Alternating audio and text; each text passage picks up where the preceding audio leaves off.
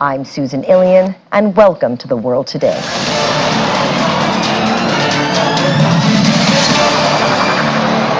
The United Nations demands an immediate humanitarian ceasefire in the Israel-Hamas war. Russia's second ballistic missile strike on Kyiv this week leaves at least 53 people injured.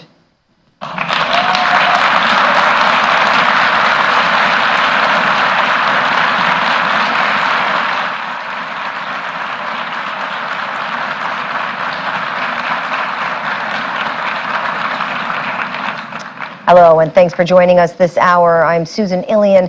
The United Nations has demanded an immediate humanitarian ceasefire in the Israel-Hamas war after more than 3/4 of the 193-member General Assembly backed the move, with 153 countries voting in favor and 23 abstaining. 10 countries voted against, including the U.S. and Israel, which argue a ceasefire only benefits Hamas. Israel has bombarded Gaza from the air, imposed a siege, and launched a ground offensive in retaliation for the October 7 incident by Hamas that Israel says killed 1,200 people.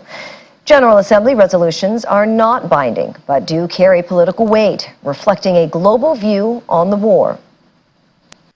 Vote is as follows: 153 in favor, 10 against, 23 abstentions. Draft Resolution A/ES10/L27 has been adopted. And indeed, there are aspects of this resolution that we do support. We agree that the humanitarian situation in Gaza is dire and requires urgent and sustained attention, that civilians desperately need food and water and shelter and medical care, that a devastating number of innocent people have been killed, and that civilians must be protected, consistent with international humanitarian law. In addition, we support the release of all hostages immediately and unconditionally. Any ceasefire right now would be temporary at the best and dangerous at worst. Dangerous to Israelis, who would be subject to relentless attacks, and also dangerous to Palestinians, who deserve the chance to build a better future for themselves, free from Hamas. And I'm confident that this entire membership will not agree to place the blame only on Hamas, but not on Israel. That would be unjust, unfair, and inequitable.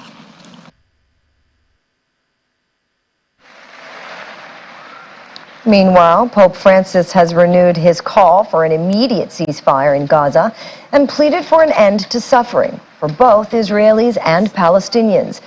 Addressing a general audience at the Vatican, the pontiff was quoted as saying, "I continue to follow the conflict in Israel and Palestine with pain and much concern. I renew my appeal for an immediate humanitarian ceasefire. There is so much suffering there." The Pope also encouraged all parties to resume negotiations and make commitments to get humanitarian aid to the people of Gaza who are in dire need. In a rare split with close ally the United States, Australia supported a UN resolution calling for a humanitarian ceasefire in Gaza out of concern for civilians in the besieged enclave. The U.S. is one of Australia's closest allies, as well as the Five Eyes. The two nations are part of the AUKUS security pact with Britain and have been in lockstep on foreign policy for decades. Speaking at a news conference, Australia's Foreign Ministry, Penny Wong, says Israel must respect international humanitarian law. Australia, alongside 152 other countries, was among the countries which voted in favour. In doing so, we joined Canada, New Zealand, Japan, France and India, and many other countries. Australia appreciates the bringing forward of this resolution by the Arab group, and we acknowledge the gravity of the Secretary-General invoking Article 99. And in doing so, we have said Israel must respect international humanitarian law. Civilians and civilian infrastructure, including hospitals, must be protected. The resolution we have supported is consistent with the position we have previously outlined on these issues. We think it's important that very close allies and like-minded countries speak together in support of the position that we've articulated. We see this resolution as the next step towards a sustainable ceasefire. We have consistently said, and I say so again today, a sustainable ceasefire cannot be one-sided. And it was right that the General Assembly again emphasised the need for all hostages to be released unconditionally. And the Voice of America's UN correspondent Margaret Bashir joins us now from the United Nations headquarters in New York. Hi, Margaret. Thanks for joining us. And can you speak to us about the UN's resolution that called for immediate ceasefire in the Israel-Hamas war, but how officials believe this resolution impacts the ongoing conflict? Right. Well, it calls for three things: the ceasefire, immediate humanitarian ceasefire, the release of all hostages, and aid access. And it's a very short and to-the-point resolution, and it mirrors one that the United States vetoed in the UN Security Council on Friday. And that's the whole reason that it went to the General Assembly, because the Security Council has been so blocked on the issue of Gaza on getting any real substantive action. So this resolution, it's a huge victory for the Arab and Muslim countries. They had, as you mentioned, 153 countries in favor. It's about 80% of the General Assembly's population of, so of the international community calling for this humanitarian ceasefire. We saw a lot of countries shift from abstentions in an October 27th vote calling for a humanitarian truce. About half of them shifted to new positions. So countries are taking a stand, I think in large part because of the many Palestinian casualties on the ground. We're hearing the death toll is reported at over 18,000 now. About 70% are women and children. Nearly 50,000 are wounded. So many countries are saying it's time to wrap this up. Okay, the resolution, as you mentioned, Margaret, was backed by more than 3/4 of the 193 member nations, with 153 countries voting and 23 abstaining. Is there any objection or reason why these countries abstained from voting? Well, you'd have to ask each of them. I mean, I'm sure each country has its own national interests, its own reasons for abstaining. Sometimes it's over nuanced things at the United Nations, like language.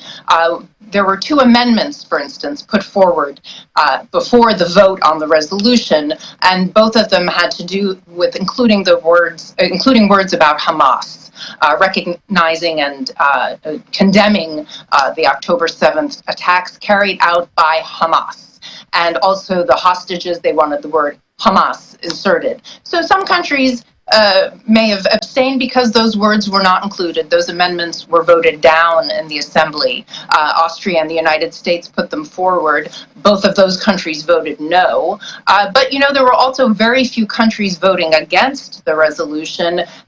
In October, when they voted for the humanitarian truce, 14 countries voted no. This time, it was only 10. So countries are definitely taking positions on the crisis the longer it draws out.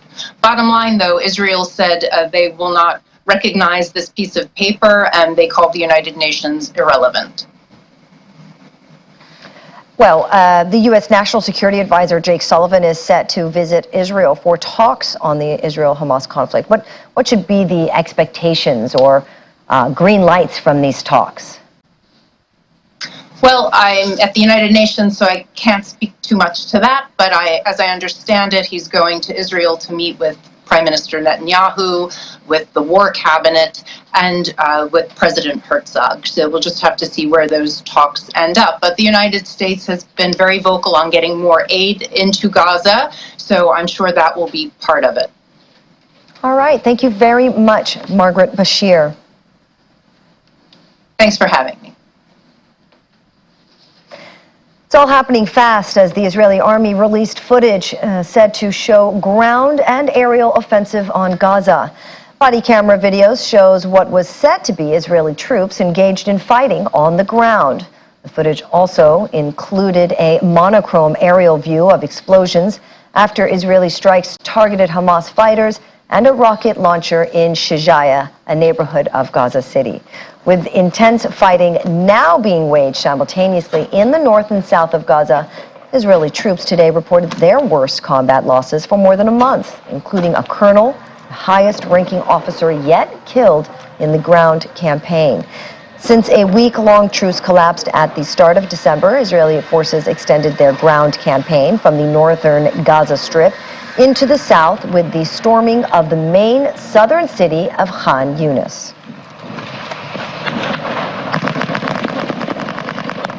And in the meantime, the United Nations Human Rights Chief Volker Turk has described the situation in Gaza as extremely precarious, saying the enclave finds itself on the verge of being well beyond breakdown.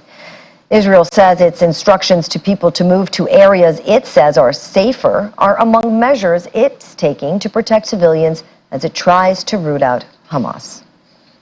If you look at the humanitarian situation at the moment, it is so precarious that the Secretary General, well, all of us have been saying what we had to say, including our humanitarian colleagues, because it's I don't even know what word to find in terms of precariousness. I don't know whether you can give me a better word than precarious. It's extremely precarious. I mean, it's on the verge of well beyond breakdown. So of course there is a clarion call for everyone and for the international institutions that deal with it to take it very seriously and to act on it.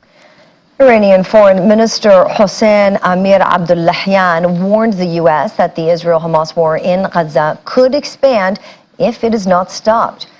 Speaking at the United Nations in Geneva, Amir Abdullahian said, "If this situation continues, an uncontrollable and unpredictable explosion could take place at any time. This is what the Americans haven't realized until today." He added, if they do not realize it soon, the consequences will strongly affect the U.S.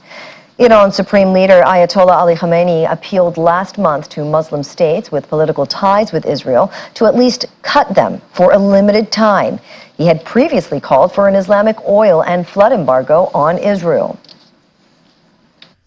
U.S. President Joe Biden announced that his national security advisor, Jake Sullivan, will travel to Israel this week for talks with Israel's war cabinet on the Israel-Hamas conflict in Gaza. He added that Sullivan will emphasize the U.S. commitment to Israel, as well as the need to protect civilian lives in Gaza. Meanwhile, U.S. Defense Secretary Lloyd Austin will also travel to the region. I also asked Congress for funding for Israel to take on Hamas and confront multiple other threats backed by Iran in the wake of the October 7th assault.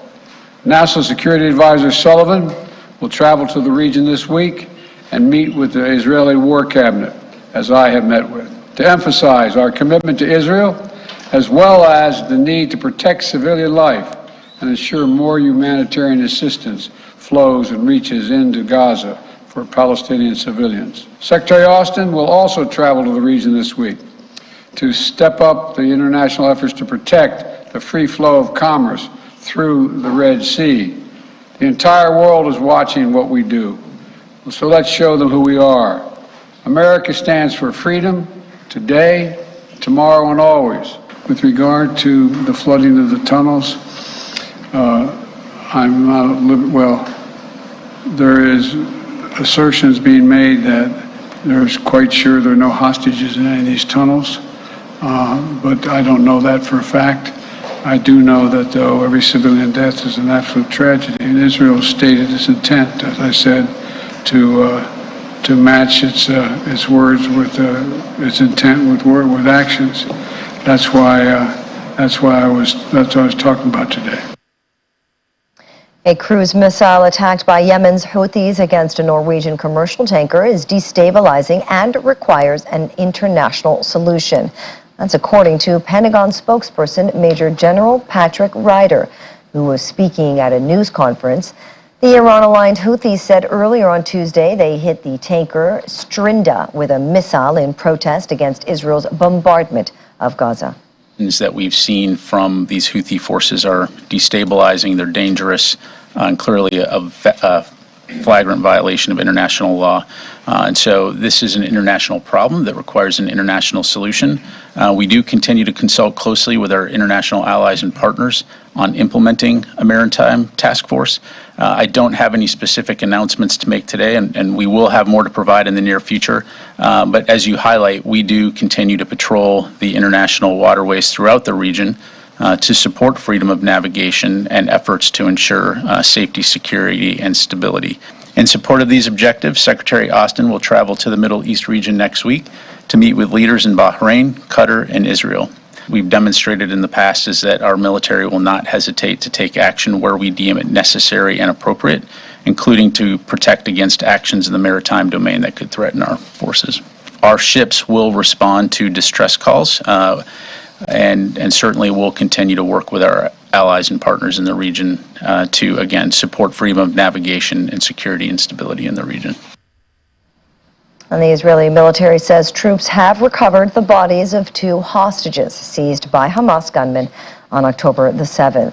27-year-old Eden Zakaria, one of the people captured at the Nova music party in Raim, just outside Gaza, was found by Israeli forces inside Gaza. In addition, Chief Military Spokesperson Rear Admiral Daniel Hagari said the body of Warrant Officer Ziv Dado was found in Gaza during the fighting with Hamas militants. Recovered the bodies of 2 Israeli hostages during a complex hostage rescue operation in Gaza. 27-year-old Eden Zakaria, who was taken hostage by Hamas from the Nova Music Festival, and 36-year-old Command Sergeant Major Ziv Dado, who was taken hostage while on active duty. Sadly, we did not reach them in time. Our special forces located the bodies of the hostage inside an underground infrastructure in a densely populated area in Gaza. Hamas is holding our people hostage in brutal conditions while hiding among and under the people of Gaza. Among and under the people of Gaza. This makes our hostage rescue operation in Gaza complex, but it will not deter us from our mission, our duty to rescue our hostages from Hamas. The Israeli Agency for Civilian Coordination with the Palestinians, COGAT, has released a video via X said to show aid trucks being inspected and transferred to Gaza. According to COGAT, 197 aid trucks were screened and directed towards Gaza via the Kerem Shalom crossing. The agency said 117 of those trucks were inspected at Nitzana and 80 at Kerem Shalom. A new process for inspecting aid for Gaza at the Kerem Shalom crossing is being tested, but efforts to get permission for trucks to enter through the crossing and ramp up relief are still ongoing. Under the new system, trucks would come to the Kerem Shalom crossing on the border between Israel, Gaza, and Egypt for the first time from Jordan before entering Gaza from Rafah. Still ahead on the program, Chinese President Xi Jinping holds talks with Vietnamese President Vo Van Thuong on bilateral ties. Details in a moment. Stay with us.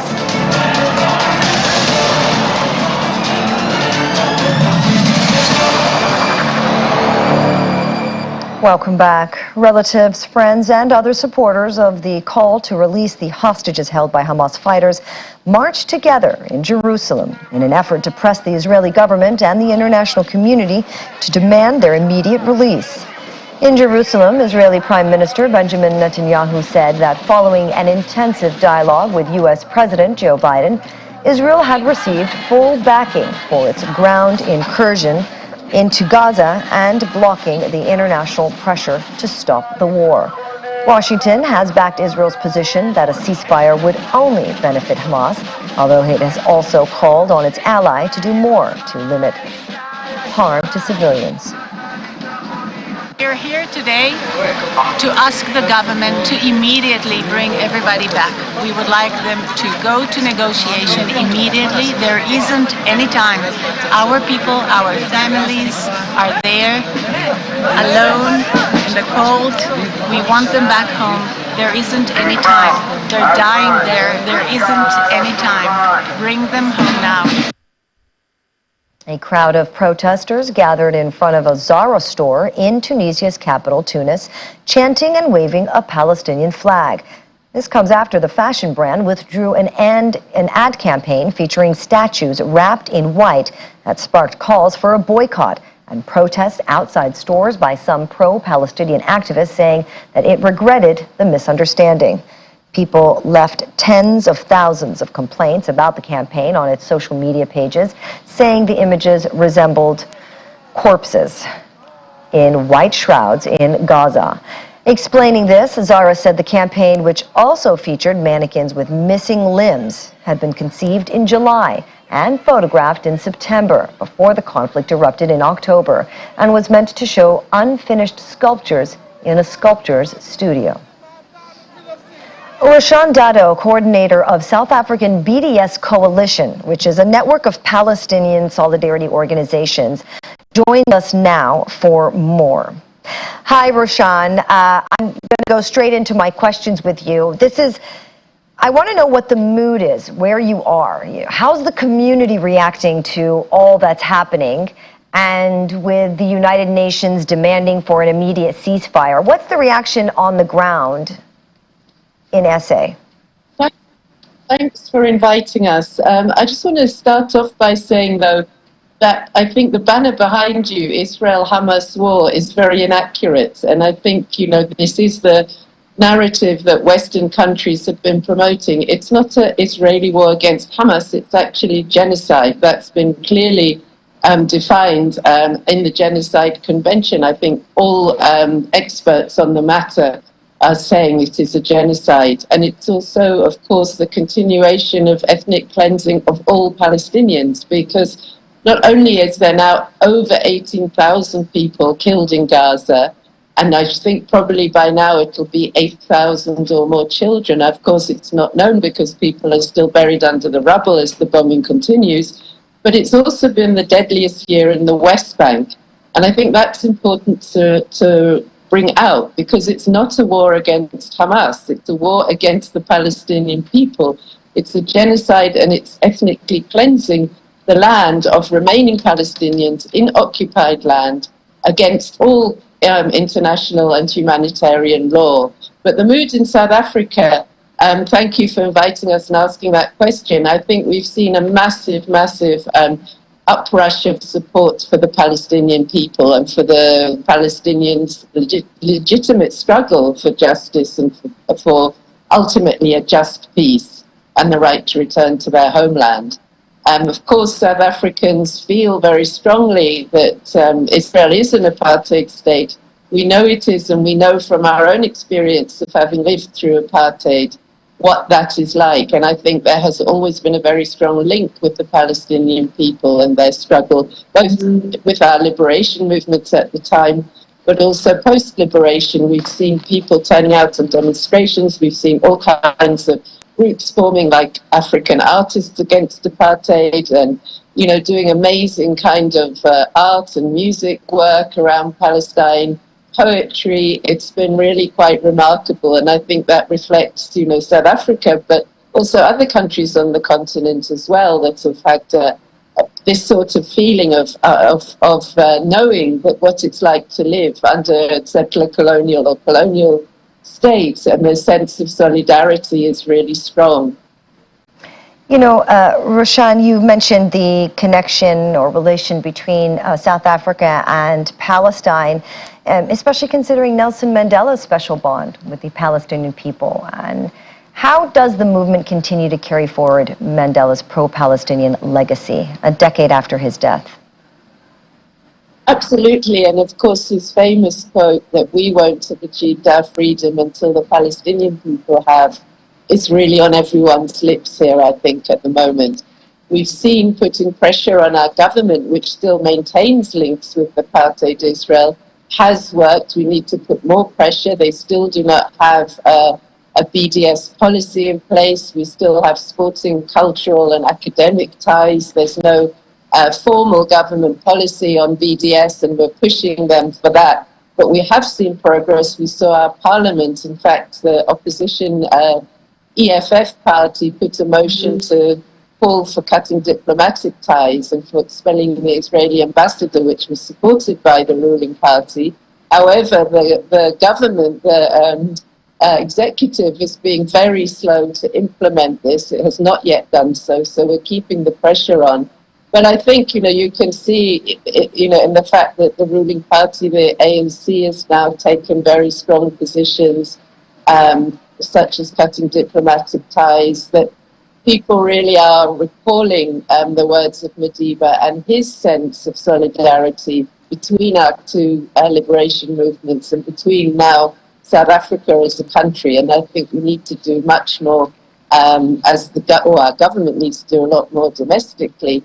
Although internationally, I think we've seen our foreign minister also taking a very strong stand, both in the African Union and also in the UN. The government has submitted a referral to the ICC for prosecutions of the entire war cabinet of Israel, and we support their efforts in doing so. Of course, we know that the ICC chief prosecutor is very questionable on the issue, and as the BDS movement, we think he should resign, that he's not fit for the purpose, given the statements he's made and given the stance he's taken, which has been very much a pro-Israeli stance. And, there's a popular footwear brand that recently announced the termination of its sponsorship deal with Israel's national football team. And also, Zara faced criticism for its advertising campaign featuring limbless mannequins and so on. What is your view on this in light of the ongoing conflict, and how does it really align with the BDS movement and its goals? Yes, I think it shows that BDS is the most important weapon of international solidarity. We were part of the global BDS campaign against Puma, calling on Puma to stop its sponsorship of part of the Israeli national soccer team.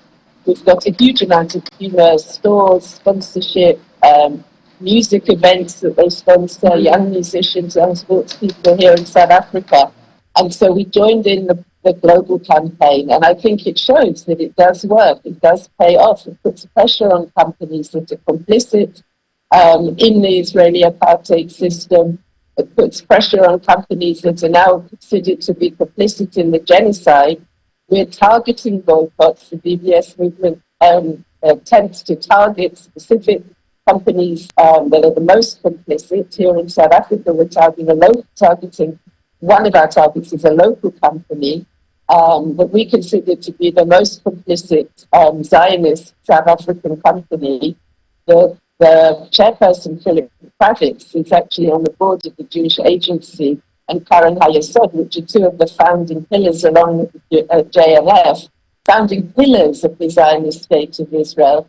And he was publicly raising money for what is really the Israeli War Fund, and supposedly humanitarian assistance for Israel, including care packages for occupation field soldiers during this genocide soon after the 7th of October. And we know that these companies are really scared. They're scared of their image. They're scared, as you can see with Zara. Immediately there's an uproar because of that completely insensitive and appalling campaign that they started. And immediately they're scared and they have to backtrack. And I think we can put pressure, both economic pressure, but also through doing that, raising awareness, constantly raising awareness of companies that are complicit, of universities that still have institutional links, of sports teams that should not be going and playing in Israel, or with teams that come from there.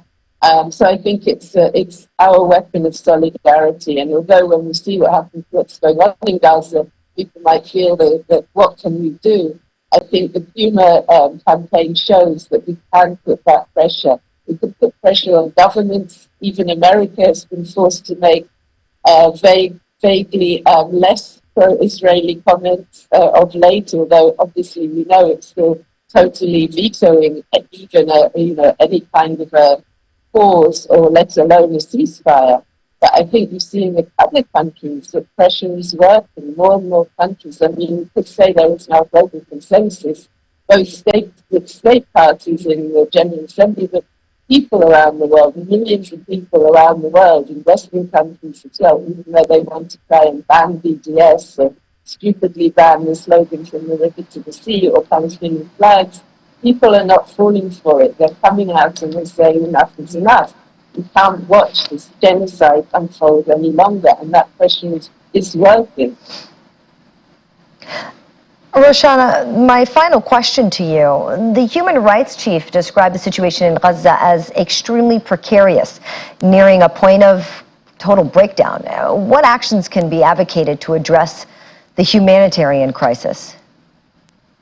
I think we have to keep demanding a ceasefire now and humanitarian aid to be allowed in the sufficient quantities, not to be trickling in a drop in the ocean, as the UN Humanitarian Agency put it, and that was already some weeks ago. It's not good enough. I mean, while you're still bombing and stopping humanitarian aid, stopping fuel, stopping food and water, it's now becoming another war crime. Starvation, disease is running rife. The hospital system is broken down. I think there's a lot of initiatives, both from governments but also from civil society, trying to get aid, raising money, trying to get convoys of aid in, and we have to keep up the pressure, keep up the BDS campaigns, keep pressure on the government, and not allow us to see not only the bombing of the people in Gaza, but also this massive humanitarian crisis that's unfolding for those that are still alive. All right, thank you, Rashan Dadu, coordinator of the South African BDS Coalition. And away from the war in the Middle East, at least 53 people, including 6 children, have been injured in Russia's second missile assault on Kyiv this week, damaging homes and a children's hospital. This comes as President Volodymyr Zelensky pleaded in Washington for more help for his country. The windows of residential apartment blocks were blown out, and frightened residents streamed out onto the street to assess the damage. Missile debris blew a large crater in the ground and destroyed parked cars. Authorities said Ukraine's air defense systems downed all 10 ballistic missiles aimed at the capital about 3 a.m. local time. According to the city's military administration, falling debris caused injuries and destruction in 4 of Kyiv's districts along the Dnipro River, which cuts through the capital. 35 buildings were also damaged in that attack.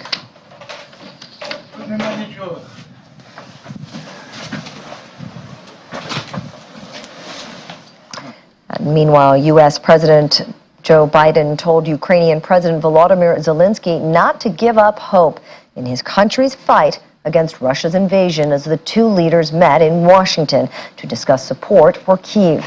Earlier on Tuesday, President Biden urged the U.S. Congress to fund additional aid before leaving for its holiday recess and announced $200 million in separate military assistance for Ukraine. The Ukrainian president told his U.S. counterpart his country was becoming less dependent on aid and appreciated U.S. help in boosting its air defenses, adding that Kyiv was strong enough to win its war against Moscow. The American people can be and should be incredibly proud of the part they played in supporting Ukraine's success. We'll continue to supply Ukraine with critical weapons and equipment as long as we can, including $200 million I just approved today in a critical needed equipment, additional air defense interceptors, artillery, and ammunition. But without supplemental funding, we're rapidly coming to an end of our ability to help Ukraine respond to the urgent operational demands that it has. Putin is banking on the United States failing to deliver for Ukraine. We must prove him wrong. Putin has failed in his effort to subjugate Ukraine. Mr. President, I'll not walk away from Ukraine, and neither will the American people. A clear bipartisan majority of people across the United States and in Congress support your country. They understand, as I do, that Ukraine's success and its ability to deter aggression in the future are vital to security for the world at large. The entire world is watching what we do, so let's show them who we are.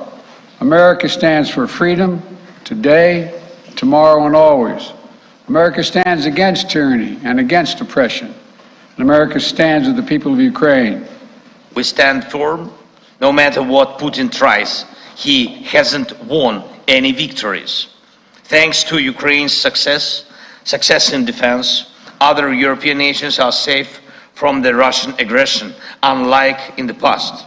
Ukraine can now tackle the Russian dictatorship, so our children and other nations won't have to shed their blood and sacrifice lives defending against Russian aggression.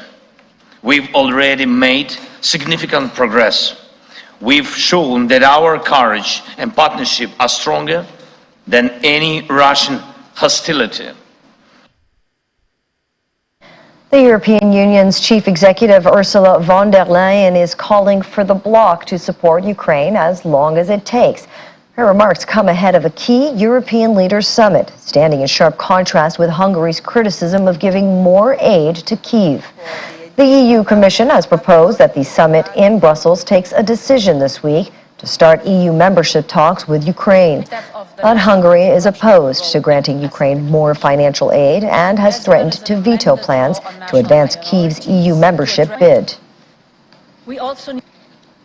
But we all know that Putin's failure will not automatically translate into Ukraine's victory. As the war drags on, we must prove what it means to support Ukraine for as long as it takes.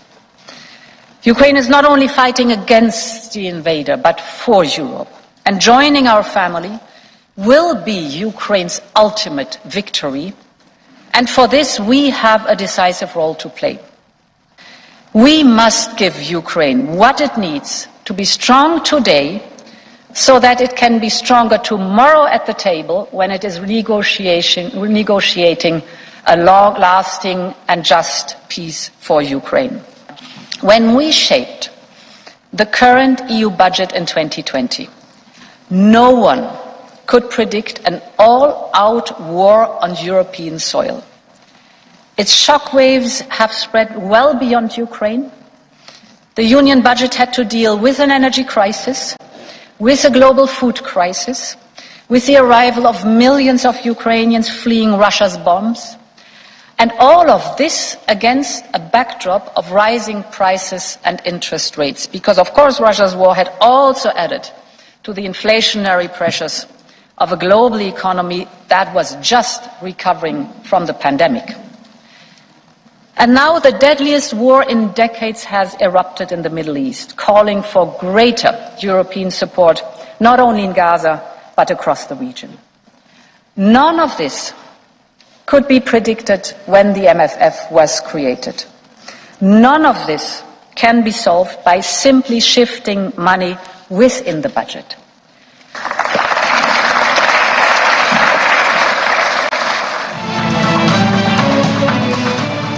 Still ahead on the program, Afghanistan activist Mahbouba Siraj wins 2023 International Gender Equality Prize. We'll bring you that story and more. Join us again.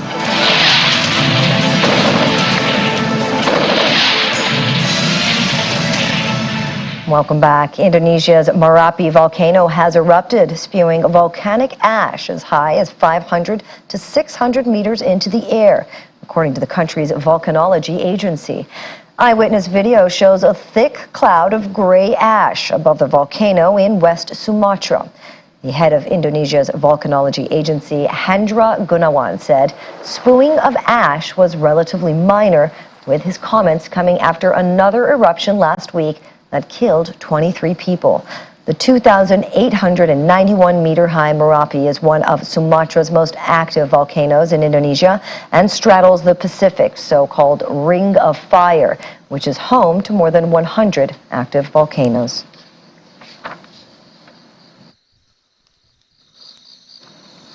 And it's good news coming out of Dubai, the UAE, as a new deal has been agreed at the COP28 United Nations Climate Summit after days of negotiations. And for the first time, the deal calls on all countries to move away from using fossil fuels, but not to phase them out.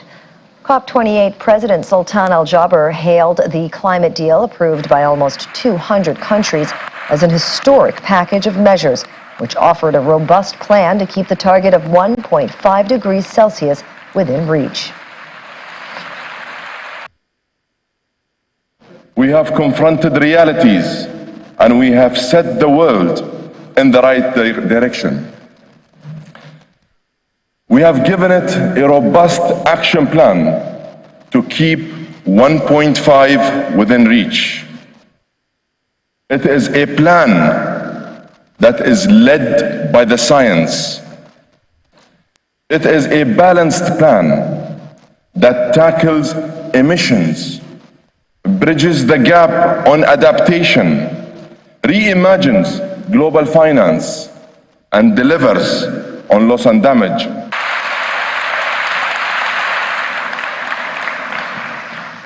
Enhanced, balanced, but make no mistake, historic package to accelerate climate action.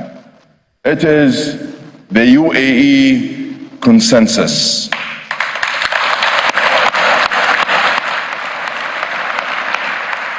The agreement is only as good as its implementation.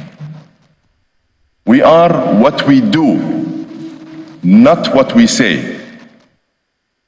We must take the steps necessary to turn this agreement into tangible actions. If we unite in action, we can have a profoundly positive effect on all our futures. Countries must deliver new nationally determined contributions. Every single commitment on finance, adaptation, and mitigation must bring us in line with a 1.5-degree world. Countries must prepare and submit their first ever biennial transparency reports by the end of next year. As UN climate change, we will keep working to improve the process and help parties go further, faster, and fairer.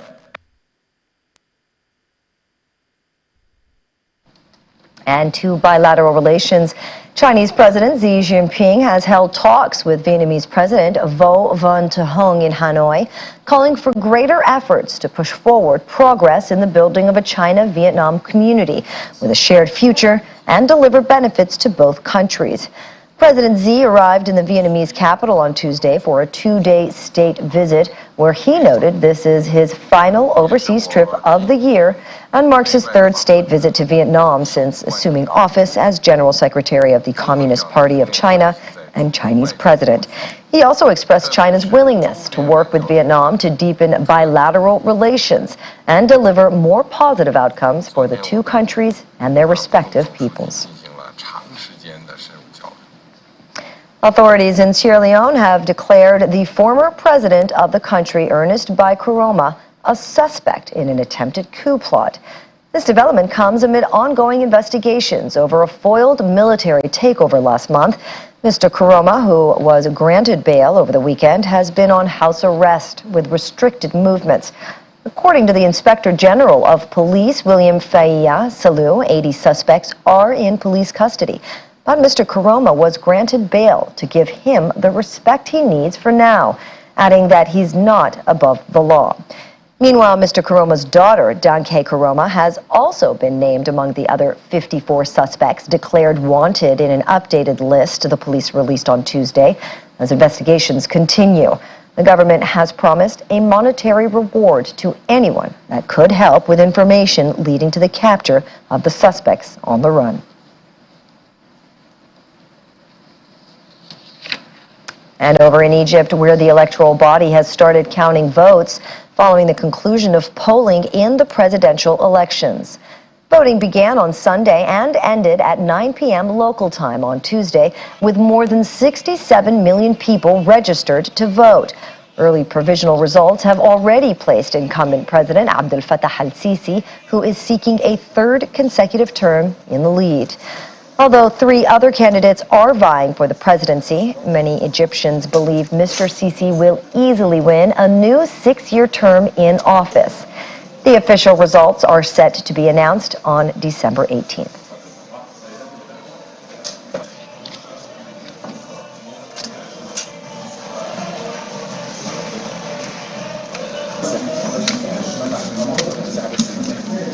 And still in South Africa, President Cyril Ramaphosa highlighted the prevalence of coups, attempted coups, and non-democratic transitions of power across the African continent over the past 3 years.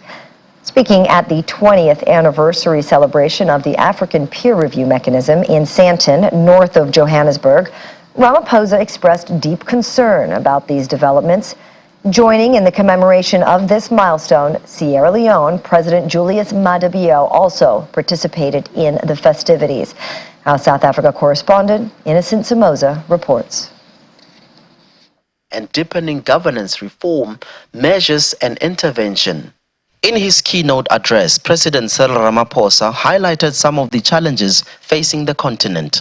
A number of countries in Africa are beset by terrible and protracted conflicts, wars and violence, causing devastation, loss of life, and livelihoods that are disrupted, and also economic productivity that is destroyed. The president of Sierra Leone, Julius Maada Bio, outlined the importance and the contributions made by the mechanism over the years. The APRM emerged as a groundbreaking initiative, embodying the spirit of Africanism and a commitment to the well-being of Africans. The South African Second Generation Country Review Report was also launched during the event. Meanwhile, some are calling for the mechanism to expand its mandate. It's almost 10 years of the African Agenda 2063. How do we connect peace and security, development, economy to peer review? But also the member states, there's this reluctancy amongst leaders who have been holding power for too long. Hence we have military coups in Africa. I think this APRM is also a flawed, it's also a mistake by African leaders because it doesn't reach down. But I'm happy that we have a second generation report of South Africa, which in most instances it helps us to navigate the challenges that faces the bigger countries in the African continent, whether West Africa, Abuja, Nigeria, South Africa, East Africa, Kenya. Definitely, I think it's been one of the issues that we raised in the discussions, to say that APRM would need to find an ideal way of assessing state-to-state interventions in youth development. One, in terms of youth policy. How do we find coherence or harmony in youth policy operationalization across the member states? One. Second is, how do we assess how member states are operationalizing the Africa Youth Charter? Well, participants here agree that the African peer review mechanism should be citizen-driven in order to obtain stability in the continent. Well, the dream for unified Africa remains work in progress. From Johannesburg, South Africa, Innocent Somoza, Channels Television News. And finally, on the program, the Finnish government has announced Mahbuba Siraj as winner of the 2023 International Gender Equality Prize. As part of the award, she will receive 300,000 euros to further her work at the Afghan Women's Skills Development Center in Afghanistan. Our correspondent Marapi reports from Finland.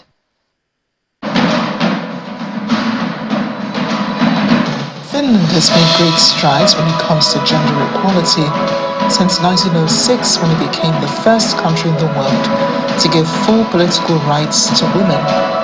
Then introduced the Act on Prenatal and Child Health Clinics, known as Novella, in 1944, the 1973 Daycare Act, and the 1987 Act on Equality between Men and Women.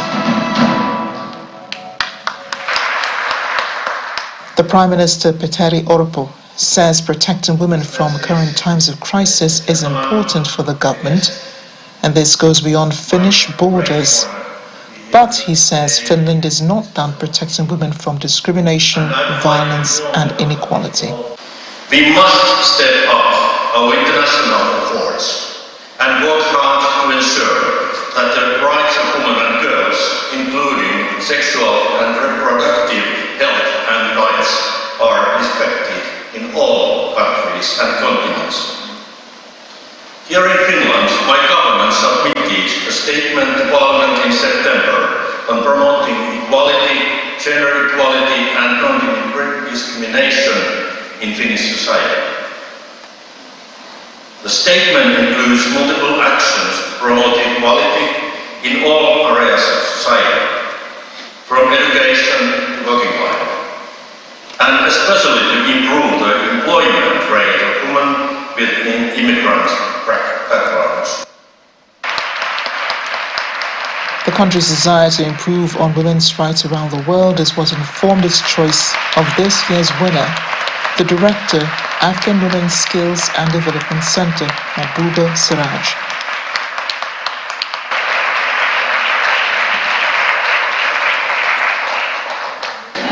Thank you so much, sir. Thank you, RC. Thank you, everybody, every single one of you, for doing this, for believing in me, and for giving me this honor. The women's activist from Afghanistan later told me how and when she decided to get involved in protecting the women of Afghanistan, especially under Taliban rule. It all happened after one day. I was sitting in my apartment. I was actually, no, not sitting, I was doing some work in my apartment, in my house, not apartment, in my house in Santa Fe, New Mexico in the United States. And this is the year must be around 2001, 2, I think 2002. And I was trying to get up, fix my house, and the television was on. And on television, I saw suddenly a news flash that came, and they were talking about Afghanistan. And it showed the picture of a woman sitting in a beautiful area where I knew so well because it was the stadium, Kabul Stadium, and she was being shot in the back of her head by the Taliban. That minute, when that happened, a scream came out. And I thought, I did not know the scream had come out of me. I thought somebody screamed in the house, and it was me. Involuntarily, I screamed when I saw that scene. And from that moment onwards, I decided that I'm not going to let this thing happen. The International Gender Equality Prize has been awarded every 2 years since 2017, when former German Chancellor Angela Merkel was announced as recipient for bringing gender equality to the agenda of world leaders at summit meetings.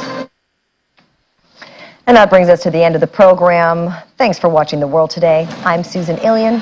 See you tomorrow.